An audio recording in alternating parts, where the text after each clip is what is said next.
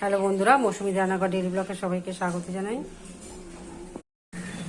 Hello বন্ধুরা, মৌসুমি রান্নাঘর daily ব্লগে সবাইকে স্বাগত জানাই।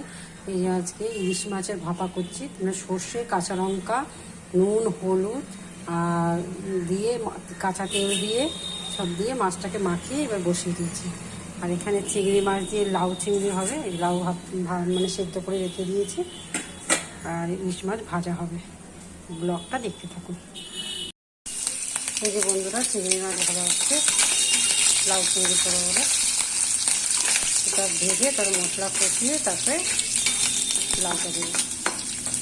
ব্লগটা দেখতে থাকুন।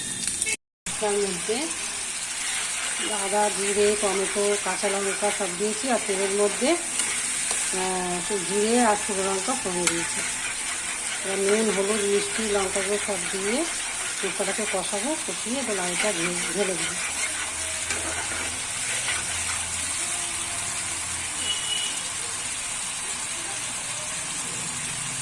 এটা বুঝবো, এটা বুঝবো।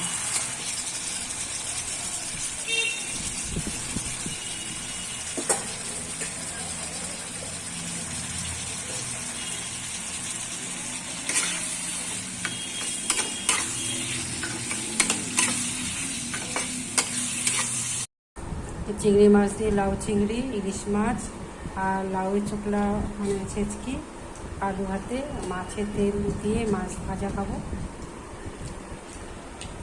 ব্লগটা দেখতে থাকুন বন্ধুরা। রাতের এই চাউমিন করেছি। ব্লগটা কেমন লাগলো জানাবেন, লাইক সাবস্ক্রাইব করবেন। সুস্থ থাকবেন, সাবধানে থাকবেন।